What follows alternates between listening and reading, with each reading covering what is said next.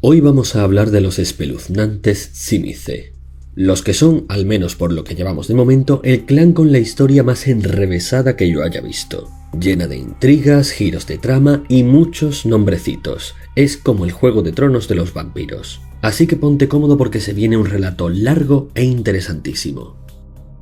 Los Tzimisce son un clan de moldeadores de carne. Efectivamente se dedican a deformar sus propios cuerpos y los de otras personas y crear monstruosidades de carne. Así que te imaginarás que no son muy simpáticos, que digamos. De hecho, si alguien llamara a un Tzimisce monstruo o sádico, este probablemente lo elogiaría por su perspicacia y luego le demostraría que su definición de sadismo era ridículamente minúscula en comparación con la retorcida imaginación de un Tzimisce. Lo peor es que les gusta hacerse pasar por seres corteses y distinguidos, de modo que cuando descubras su verdadera naturaleza quedes aún más horrorizado. En serio, estos tipos son lo peorcito que hay en el mundo de tinieblas. Veamos pues su historia. Como casi todos los clanes tuvieron su origen en la primera ciudad, cuando el que sería su antediluviano fue convertido en vampiro, aunque en su caso el asunto fue algo más complejo. Al antediluviano Tzimisce lo suelen llamar simplemente el Mayor. Generalmente se supone que fue un chiquillo de Enoch, pero también hay historias que sugieren que no fue un chiquillo convencional y que ni siquiera fue convertido por Enoch, sino que se trató del resultado de un grotesco experimento de Irath, hermano de Enoch. Y como ya sabemos, los rumores en el mundo de tinieblas suelen ser tenidos por sus habitantes como eso, meros rumores, pero nosotros sabemos que en realidad suelen ser la verdad. De algún modo, Irath habría reunido toda su maldad en una masa biliosa de repugnancia y horror con la esperanza de librarse de su lado más oscuro. Esa masa repulsiva fue consumida por uno de los sirvientes de Irath. Su teoría era que si hacía esto y después mataba a ese humano, el mal habría sido purgado. Para su sorpresa, el humano no pareció verse afectado después de consumir aquella cosa horrible. Irath pidió entonces consejo a su hermano Enoch, y este, lleno de curiosidad, decidió entonces convertir al humano en vampiro para ver qué pasaba. De este modo fue que surgió el antediluviano Tzimisce. Hay quienes dicen incluso que este antediluviano no sería estrictamente un mortal transformado en vampiro, sino que tal vez él mismo era una monstruosidad de carne, o incluso una manifestación viva de la propia disciplina de vicisitud.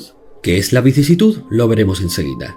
En cualquier caso, el Mayor es con diferencia el antediluviano más inescrutable de todos. Aunque había sido uno de los primeros, se mantuvo apartado de todos los demás, pues desde su punto de vista el resto de vampiros se habían quedado estancados en su desarrollo, mientras que él deseaba llegar a convertirse en algo más. Pasó al menos un siglo en reclusión y meditación, cambiando y volando a través de aspectos tanto de mortales como de leyendas, buscando una forma de librarse de la sed vampírica. Pero era imposible librarse de esta sed.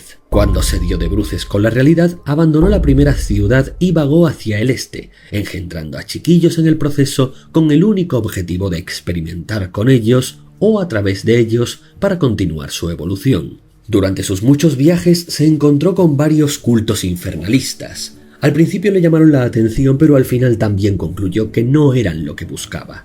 Finalmente, tras muchos siglos de deambular, llegó al territorio que actualmente conocemos como Transilvania. Allí se encontró con una entidad dormida llamada Kupala, literalmente un demonio, y no uno cualquiera, sino precisamente el más antiguo y poderoso de todos los demonios atados a la tierra. Y es que existe toda una estirpe de demonios atados a la tierra, pero ahora no voy a entrar en detalles porque eso forma parte de otro lore. Tan peligroso era que tuvo que ser encarcelado y puesto a dormir en las profundidades por una gigantesca alianza de hombres lobo. Sin embargo, cuando el Mayor llegó a aquellas tierras y se encontró con esta entidad preternatural, accedió a liberarle a cambio de sus conocimientos. Por suerte, ni siquiera el antediluviano pudo romper todas las cadenas de Kupala, pero sí las suficientes como para que el demonio pudiera comunicarse y usar un porcentaje decente de su poder. De hecho, hasta el día de hoy, Kupala sigue influyendo en las mentes y las almas de todos los habitantes de Transilvania, especialmente los sobrenaturales, y ha sido el culpable indirecto de muchas de las guerras que allí han tenido lugar. Ah, y por si te lo estás preguntando, se cree que su cuerpo es tan enorme que ocupa las profundidades de toda una cordillera. Así que sí, si Kupala es liberado por completo algún día estamos súper jodidos. Y, spoiler, en las noches finales acabó ocurriendo. Pero bueno, volvamos a nuestra historia, que eso ahora no es asunto nuestro. Como decía, el mayor logró romper todas las cadenas de Kupala excepto dos. Una que lo ataba a los Montes Cárpatos y otra que ahora también los ataba a los propios Chimice. Aún no está claro del todo si esto fue intencional o un accidente, pero como resultado, parte de la influencia de Kupala se filtró hacia toda la línea de sangre de los Chimice. Este acontecimiento se conoció como la Noche de Kupala, la noche en que el clan Chimice vio tremendamente incrementado su poder y se condenó a sí mismo por el resto de la eternidad. Una de las consecuencias fue que se estableció la debilidad del clan, según la cual un Chimice solamente puede descansar en un ataúd que contenga o esté rodeado de la tierra en la que fue convertido en vampiro, o que por algún motivo tenga un gran valor personal para él. Y cuanto más antiguo y poderoso sea el Chimice, más tierra necesita, lo que para los Matusalenes del clan a veces implica cargar barcos y barcos con las despensas a reventar de tierra cada vez que quieren realizar algún viaje. Pero a cambio de esta y otras dificultades, también aumentaron muchísimo su dominio sobre la vicisitud. Ya para entonces el mayor había comenzado a desarrollar la disciplina del clan, pero desde la noche de Kupala, esta explotó hasta convertirse en lo que es hoy. La vicisitud consiste básicamente en moldear la carne y los huesos a voluntad. Esto, sumado a la grotesca imaginación de los Chimice, da lugar a todo tipo de horrores, aunque también pueden esculpir una belleza más que inhumana. Veamos lo que son capaces de hacer. Lo más básico es alterar sus parámetros corporales, lo que incluye no solo la cara, sino también el color de la piel y del cabello, y además la constitución, la altura e incluso la voz. Es decir, que pueden hacerse pasar no solo por cualquier otra persona, sino también por otras criaturas, pues si quieren pueden adoptar el aspecto de una sirena, un noble feérico o cualquier otro ser. También pueden alterar sus huesos y músculos con el aumento de fuerza y resistencia que ello implica. Pueden transformarse instantáneamente en una masa de sangre sensible, con toda la versatilidad que ello implica. Pueden alterar los procesos corporales de los demás, provocándote todo tipo de dolencias y enfermedades. Pueden arrancarse una parte del cuerpo y hacer que ésta se mueva de manera independiente cumpliendo sus órdenes. Pueden transformar partes de su cuerpo en armas, desde una espada de hueso o un gran caparazón hasta cualquier cosa que imagines, o hacer que su sangre se vuelva corrosiva. También pueden transformarse en un enorme murciélago u otro tipo de monstruos. A los más avanzados les gusta adoptar la forma de un dragón. Desde luego, son capaces de crear todo tipo de Frankensteins añadiendo trozos de cadáveres a un ser vivo o esculpiendo una monstruosidad de carne desde cero. Pueden atacarte con sus propios intestinos como si fueran tentáculos, todo muy asqueroso. Pueden intercambiar partes del cuerpo de otras personas entre sí sin que éstas queden inútiles, o transformar partes del cuerpo de su víctima en pura sangre, o hacer que tu columna vertebral salga disparada de tu cuerpo. Además de todo esto, por algún motivo algunos también son capaces de escupir fuego, lo cual les viene muy bien cuando se transforman en dragón. Casi siempre es necesario el contacto físico para usar vicisitud, pero los más avanzados también son capaces de usarla a distancia. Tan solo imagínate estar tan tranquilo en tu casa y que de repente tus huesos salgan volando, tu cabeza se convierta en una especie de cangrejo y a tu estómago le salgan tentáculos porque hay un anciano Chimice ocioso al otro lado de la calle.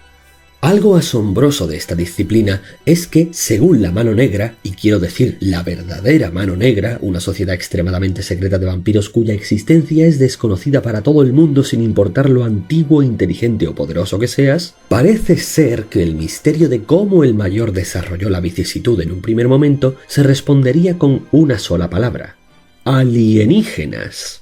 Por lo visto, en algún momento del pasado remoto, un virus alienígena llegó hasta la Tierra y por terribles casualidades del destino fue a dar precisamente con el antediluviano. La Mano Negra habría tenido que mover cielo y tierra para mantener a raya la infección de la vicisitud que amenazaba con corroer toda la vida del planeta. Con mucho esfuerzo, la infección alienígena fue contenida. Casi todos los chimices antiguos fueron exterminados, exceptuando al mayor, que de alguna forma logró dominar la enfermedad y aprender de ella para crear su disciplina. Esto causó muchísima controversia en la comunidad y al poco tiempo los guionistas decidieron que todo este origen no sería más que una leyenda que alguien se inventó y que debía de ser ignorada. Es decir, que técnicamente ya no es canónico, pero desde luego es muy interesante. Como curiosidad extra, la maldición de fealdad de los Nosferatu es casi lo único que la disciplina de vicisitud no puede cambiar. Por si estabas pensando en hacerle la cirugía estética mágica a tu amigo Nosferatu, no se puede, es totalmente imposible hasta para un Shimize. Pero sigamos con la historia. Desde la noche de Kupala, el clan Shimize ha librado una guerra privada contra las tribus de hombres lobo de Europa del Este por el territorio de los Cárpatos. Aunque cualquier hombre lobo es un durísimo rival para el vampiro más anciano, con la ayuda de sus abominaciones de carne los Shimize finalmente obtuvieron la ventaja y lograron expulsar de allí a casi todos los lupinos. Por supuesto, los monstruos de carne que usaron no eran convencionales, sino unos muy especiales llamados Voth. Una criatura gigantesca con muchas extremidades que surge de la fusión de una multitud de cadáveres y de al menos una docena de demonios lobotomizados. ¿Cómo lobotomizaron los Shimize a esos demonios? Pues en resumen gracias a los conocimientos de Kupala y usando la hechicería koldúnica, un tipo de magia de una variante del clan de los Shimize, básicamente un tipo de magia vinculada a la tierra que aprendieron seguramente del propio Kupala. No es tan poderosa como para ser considerada una disciplina, pero sí resulta bastante versátil. De este modo los Shimize se establecieron en el lugar y en esta época se dieron a conocer a algunos de los ancianos Shimize más famosos, que ya llevaban varios siglos rondando por la tierra, como Yorak, que creó una catedral de carne sintiente, la cual tardó siglos en levantar. Imagínate su tamaño.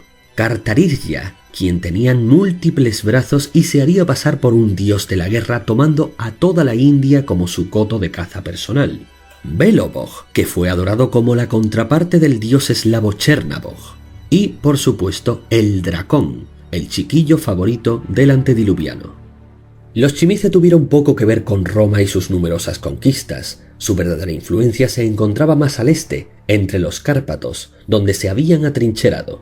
Pero en cierto momento la desgracia llegó hasta ellos. Tras la Segunda Guerra Baali, el guerrero salubri Samiel, chiquillo directo del antediluviano Saulot, desvió sus fuerzas hacia los Cárpatos. Su objetivo era dar caza a los Baali que habían logrado batirse en retirada. Pero accidentalmente se encontró con los Shimize, quienes parecían tan espeluznantes que Samiel pensó que también eran Baalis.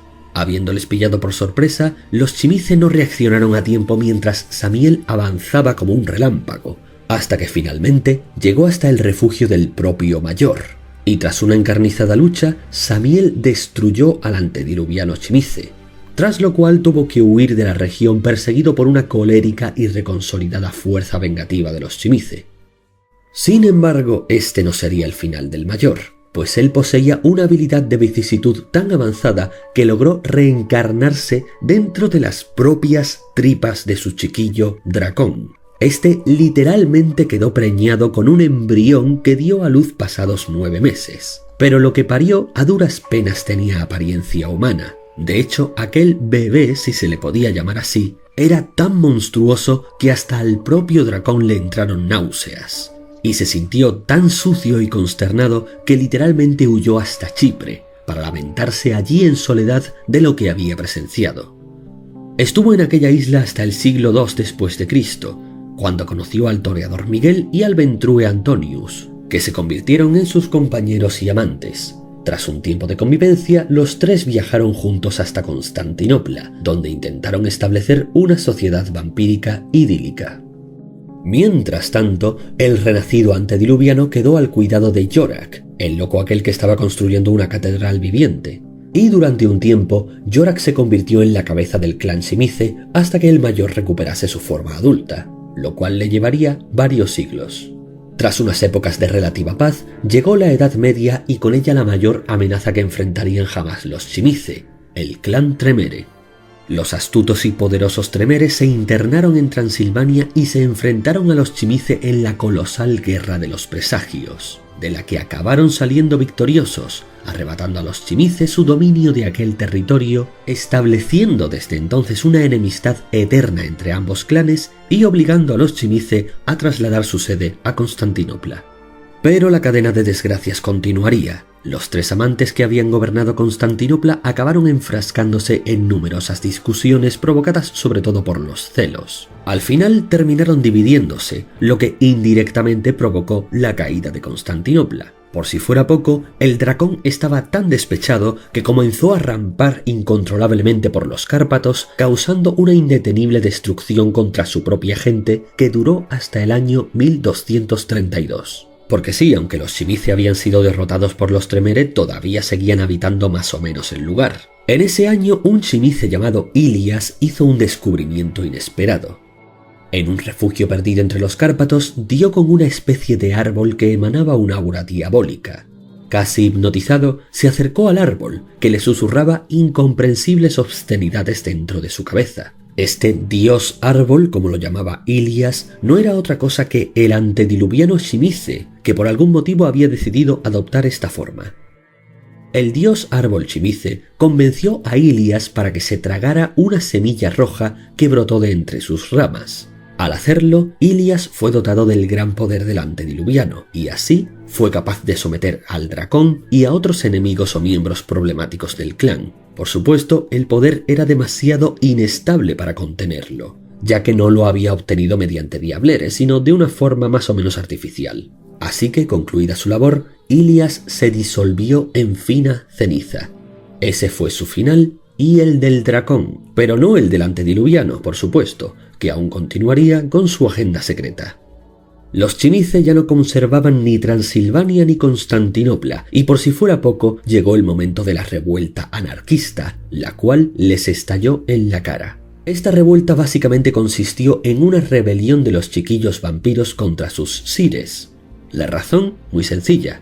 La Inquisición estaba persiguiendo a los vampiros inmisericordiamente, y a los sires vampíricos no se les ocurrió otra cosa que usar a sus propios chiquillos como carnada para que los inquisidores de la iglesia se cebaran con estos mientras ellos se escondían. Los jóvenes Brulla de España fueron la primera y principal fuerza de esta revuelta, pero todavía había muchos que no se atrevían a rebelarse abiertamente contra los antiguos de sus clanes.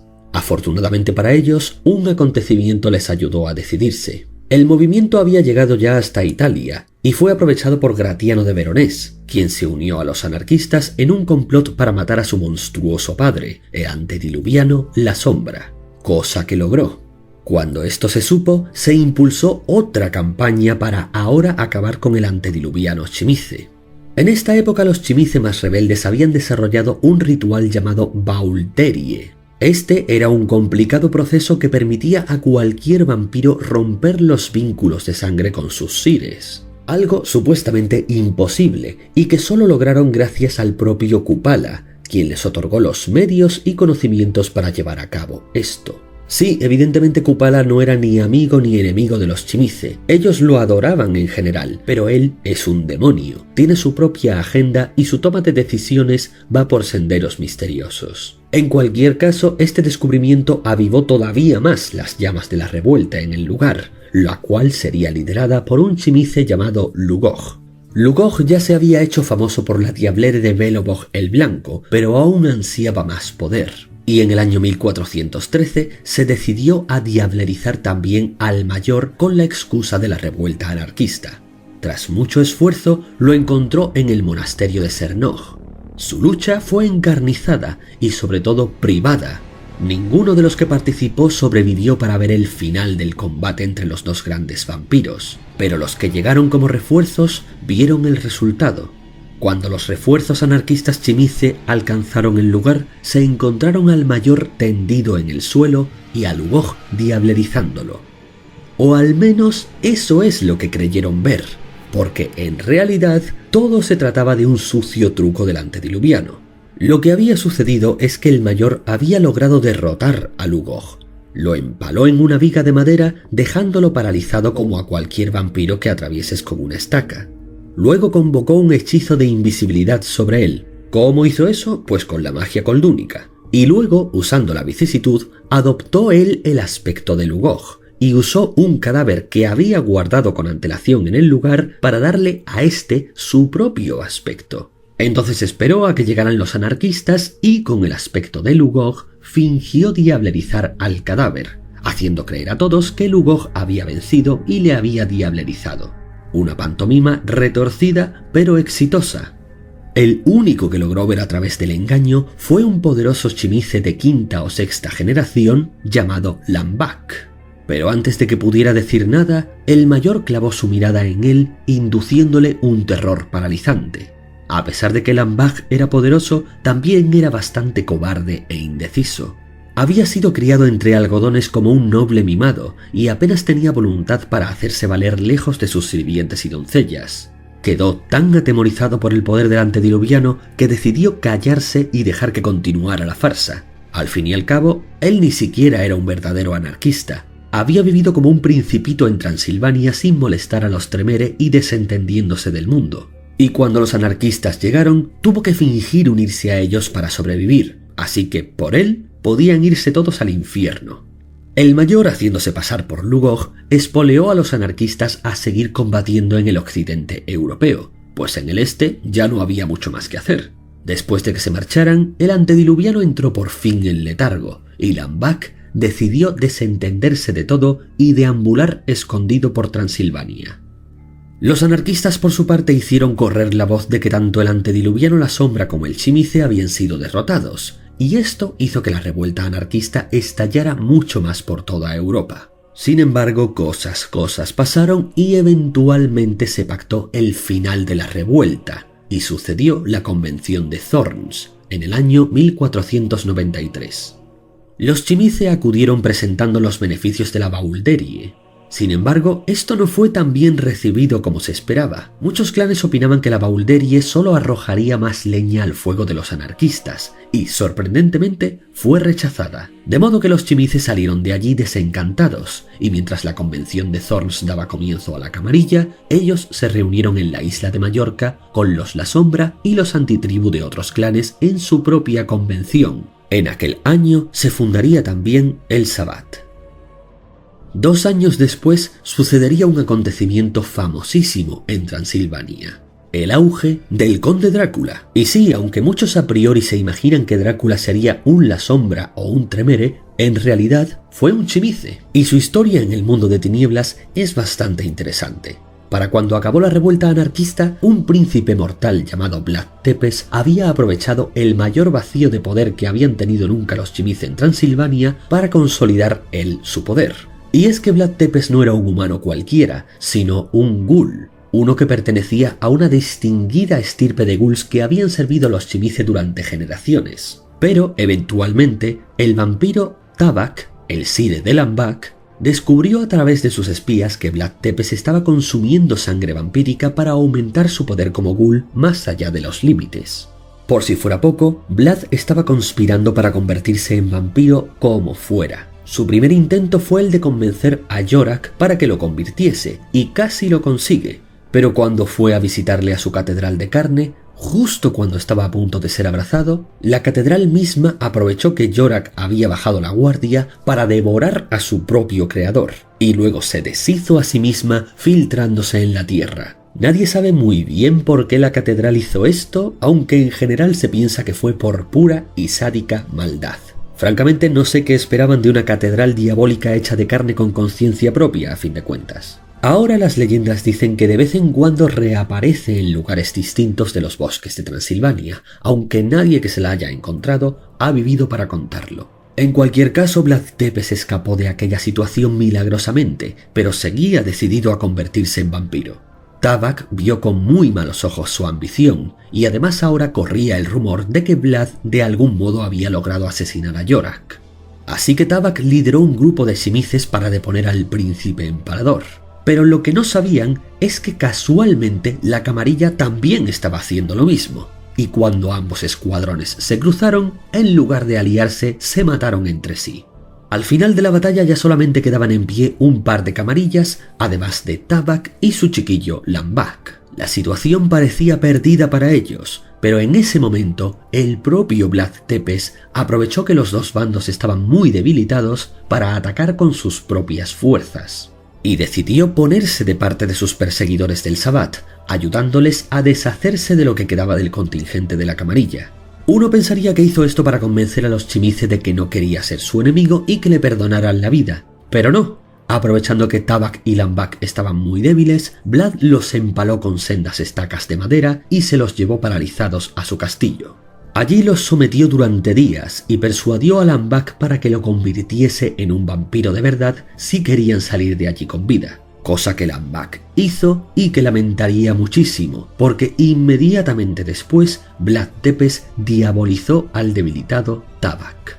Así fue como Vlad Tepes pasó de ser un ghoul a convertirse en un vampiro chimice de alta generación en un solo día. Como había diabolizado al Sire de su Sire, ahora Vlad, en adelante Drácula, amenazó a Lambak advirtiéndole de que nunca intentara desafiarle o le pasaría lo mismo que a Tabak. Acto seguido lo dejó marchar, pues Drácula sabía que Lambak era un cobarde y su intención era que le contase a todo el mundo que ahora Drácula era un poderoso anciano chimice y que nadie debía intentar atacarle. Y en efecto, eso hizo Lambak, todo un éxito para Drácula. Pero aún así, Drácula tuvo que enfrentar varias acometidas tanto del Sabbat como de la Camarilla. Pero, como además de ser muy poderoso, también era un brillante estratega, siempre se las apañó para salir victorioso. Además, Drácula demostró ser un chimice muy particular, porque a diferencia de sus homólogos, él no tenía nada en contra de los Tremere, todo lo contrario, empezó a interesarse por la taumaturgia. Y tal vez haya sido uno de los pocos chimice de la historia, si no es que el único, que ha conseguido aprender algo de taumaturgia. Por si no fuera suficiente, a Drácula le encantaba que sus enemigos rumoreasen con que era un vampiro, para que así le temieran más. Esto iba totalmente en contra de todas las leyes vampíricas, y casi todos los vampiros le odiaban y querían verle muerto, pero a él le daba igual. Eventualmente, tras unos siglos de relativa paz, llegamos a la era victoriana. Curiosamente, lo más significativo de la época victoriana para los chimice fue la publicación de la novela Drácula de Bram Stoker.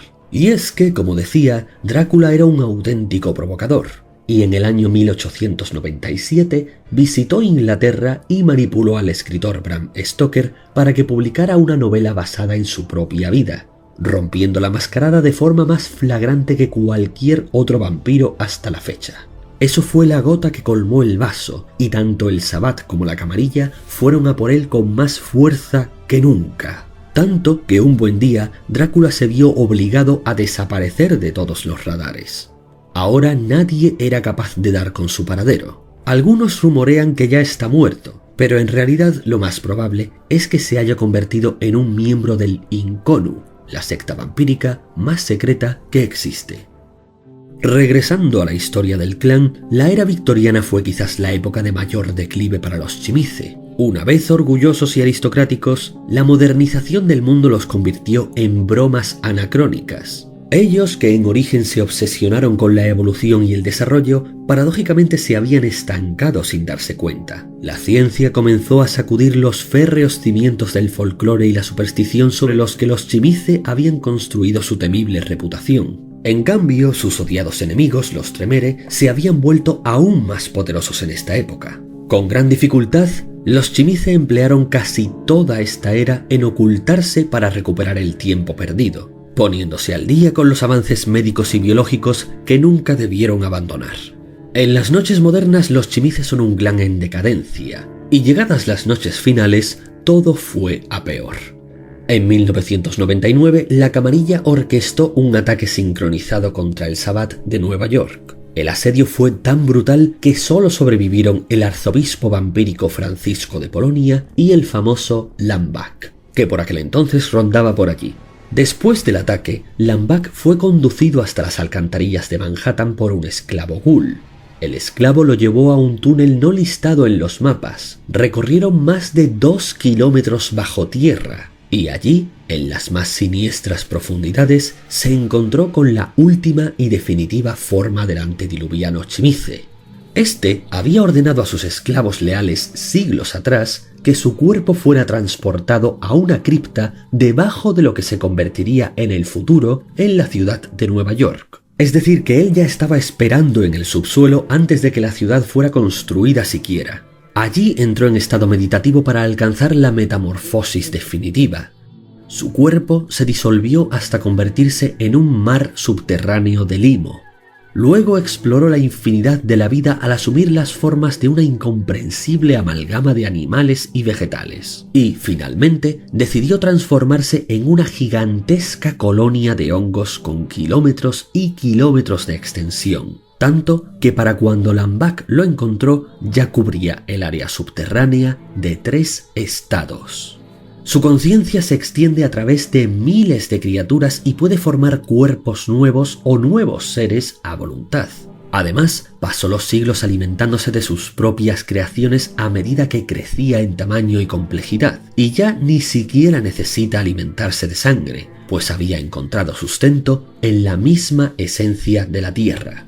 El antediluviano le ofreció a Lambak unirse a él, pero este lógicamente se negó y huyó de allí como pudo, completamente aterrorizado e incluso mutilado. Ante esto, el antediluviano atrajo psíquicamente a todos los Chimice que quedaban en los estados colindantes hasta las profundidades en las que él habitaba, reclamando su esencia y fusionándolos con su nuevo cuerpo. Su objetivo final era unir a toda la creación, que solo existiera un único ser sintiente en todo el planeta con una conciencia hipercolectiva, es decir, él mismo. Lambak se alejó tanto como pudo, y cuando ya se encontraba fuera del ratio del antediluviano, intentó advertir a otros Chimice, pero ninguno le creyó. Desde entonces, Lambak intenta olvidar todo lo que ha visto, bebiendo únicamente la sangre de borrachos y drogadictos. Lo último que se sabe de él es que está escondido en las Islas Caimán. Pero Lambak no se da cuenta de su verdadero propósito para el Mayor: actuar como su testigo y cronista, monitoreando al clan mientras el Mayor duerme. La voluntad del Mayor protege a Lambak de cualquier daño, prestándole parte de su poder antidiluviano sin que él lo sepa para permitirle escapar de situaciones peligrosas. Según sus planes, Lambak sobrevivirá hasta la Gehenna y será el último ser de la Tierra en unirse con el antediluviano. Veamos ahora un poco acerca de cómo son y cómo se organizan los Chimice. Históricamente los Chimice tenían todo un sistema de líderes o voivodas, como los llaman ellos, que funcionaban de manera más o menos feudal, pero tras la revuelta anarquista eso cambió y desde entonces los Chimice se han convertido en criaturas intensamente solitarias. Ahora tienden a abrazar a individuos más misántropos, a los más psicópatas y sádicos, al igual que a las personas que se automutilan, que realizan películas snuff y todo tipo de barbaridades y horrores de casquería imaginables. Sin embargo, extrañamente, la inteligencia y el señorío siguen siendo preocupaciones clave, es decir que los Chimice elegirían a Aníbal Lecter en lugar de a Letterface en cualquier día del mes. Dentro del Sabbat, los Chimice son los líderes espirituales y eruditos, mientras que los La Sombra actúan como cardenales y obispos, es decir, los altos líderes. Los Chimice prefieren ser sacerdotes de manada.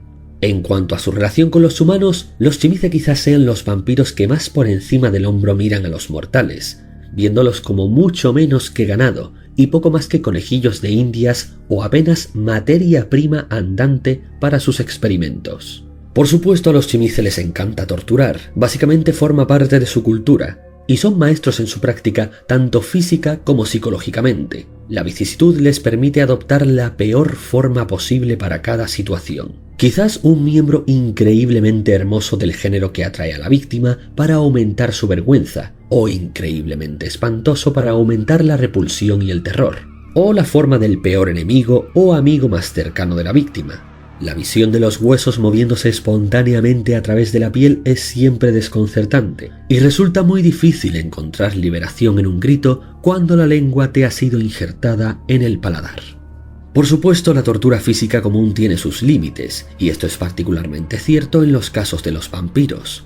Al fin y al cabo, estos son muchísimo más resistentes al dolor que los humanos y, en casos particulares, por ejemplo con los Nosferatu, no tendría sentido amenazarles con desfigurarlos. Pero los Chimice han tenido siglos de no vida para obtener un asombroso grado de conocimiento psicológico sobre la forma en que opera la mente humana y la de los vampiros. Por ejemplo, dos vástagos pueden ser vinculados por sangre forzosamente entre sí y luego uno de ellos es desfigurado laboriosamente ante los ojos del otro. De hecho, la mayoría de las costumbres y prácticas de los Chimice no puedo contártelas aquí ni siquiera con eufemismos. Pero baste decir que cualquier barbaridad absolutamente infame, carnicera e innecesariamente sádica que te puedas imaginar se queda muy corta incluso para los entrantes de cualquiera de las prácticas matutinas de un Chimice.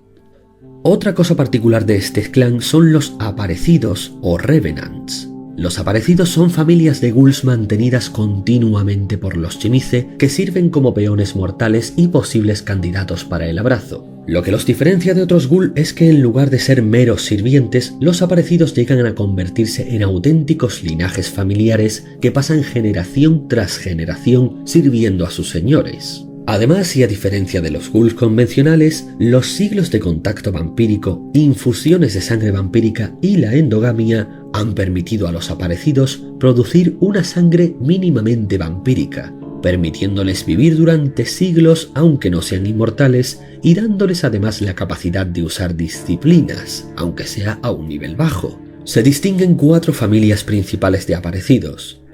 Los Bratovich, que son violentos, rudos y salvajes y crían bestias para sus amos que puedan convertir en monstruos. Los Grimaldi, que son el principal enlace de los Chimice con la sociedad humana y normalmente están a cargo de mantener las propiedades de los Chimice y manejar asuntos mortales como las finanzas y la política. Los Obertus, que son eruditos y ocultistas y son los que más a menudo llegan a ser convertidos en vampiros de verdad.